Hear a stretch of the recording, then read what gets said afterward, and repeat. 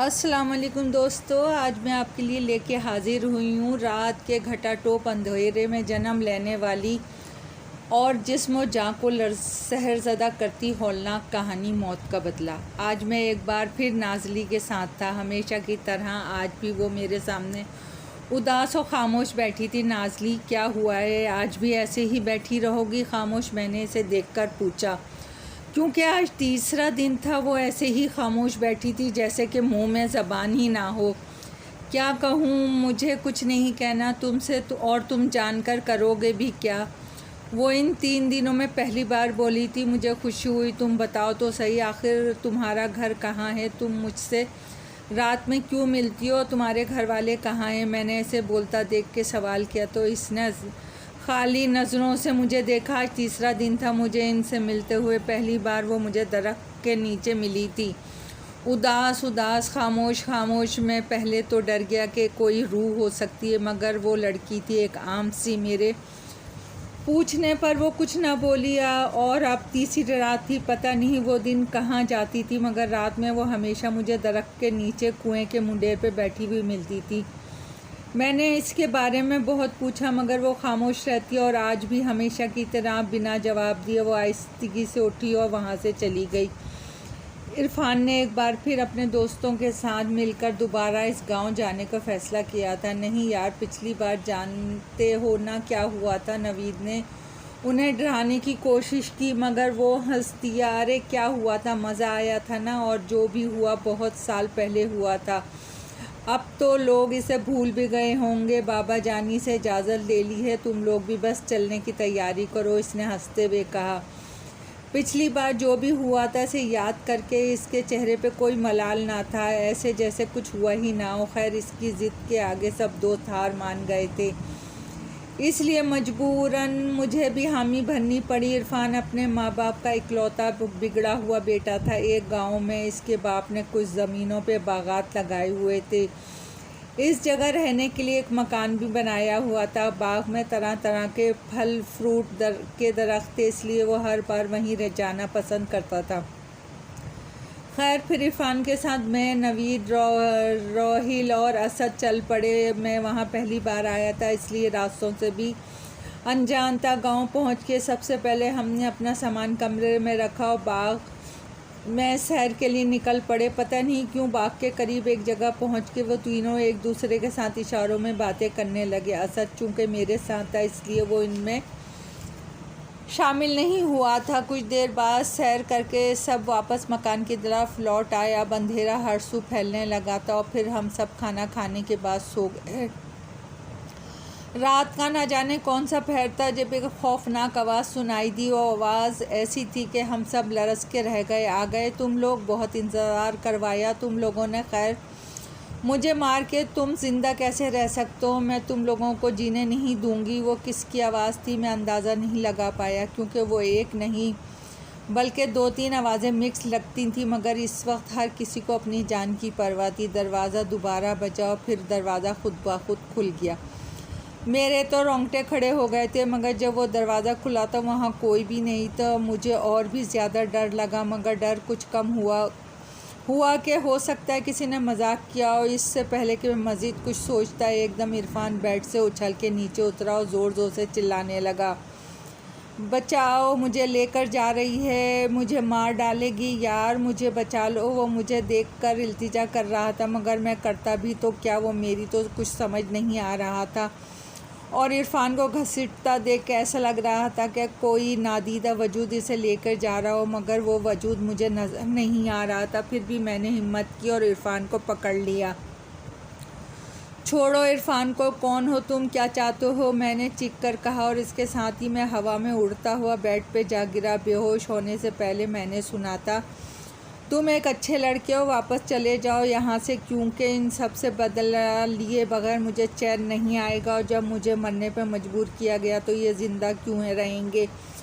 मैं इन्हें जीने नहीं दूंगी। कुछ देर बाद मेरी आँख खुली तो नवीद, रोहिल और असद मेरे इर्द गिर्द बैठे खौफ से काँप रहे थे। सब कुछ याद आते ही मुझे इरफान का ख्याल आया तो एकदम मैं खौफ से लरस कर रह गया, मगर मैंने रोहिल और असद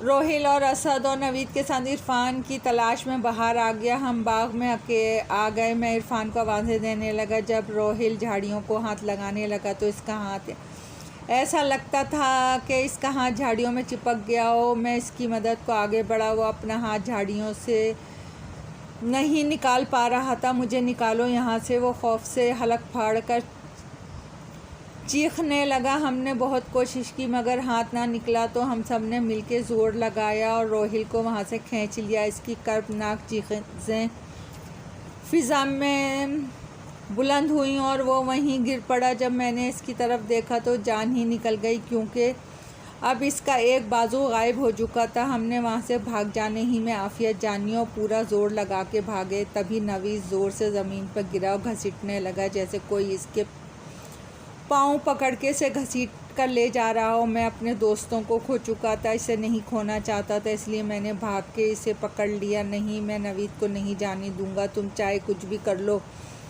मैंने रोते हुए कहा। फिर निस्वानी आवाज़ सुनाई दी। मैंने तुम्हें पहले भी कहा था कि मेरी तुमसे कोई दुश्मनी नहीं, तुम मेरे रास्ते से हट जाओ वरना तुम भी मरोगे। इसके साथ ही इसकी एक झलक दिखाई दी, इंतहाई बदनुमा चेहरा। मेरे रोंगटे खड़े हो गए और वो नवीद को भी घसीटती हुई ले गई। वो रात मेरी ज़िंदगी की भयानक तरीन रात थी। मैं आज भी इसके बारे में सोचता हूँ तो रोंगटे खड़े हो जाते हैं।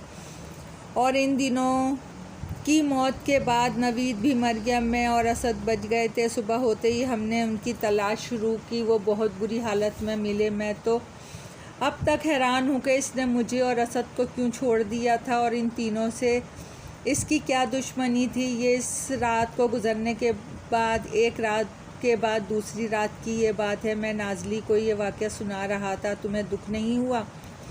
इसे यूँ देखकर मैंने पूछा तो वो सपाट लहजे में बोली, इंसान जो होता है वही काटता है।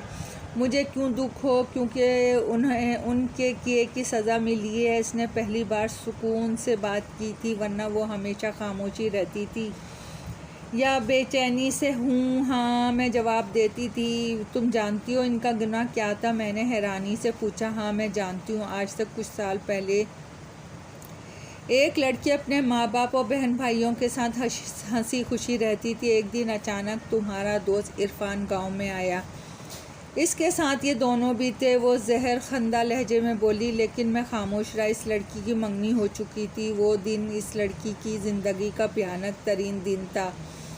वो इस दिन उछलती कूदती बाग में आ निकली और ये इसकी बहुत बड़ी भूल थी ज़िंदगी की। तुम्हारे दोस्तों ने इसे बाग में पकड़ लिया था। मैंने नोट किया कि ये बात कहते हुए इसके चेहरे पे कर्व छा गया और इस मासूम लड़की को देखते ही तुम्हारे दोस्तों के दिमाग में दरिंदगी घुस आई और तीनों इस पर भूखे भेड़िए की तरह झपटे। तुम्हारे तीनों दोस्तों ने इस नन्ही कली को मसल के रख दिया था। इसने गहरा सांस लिया और अपने आंसू बेदर्दी से साफ़ किए।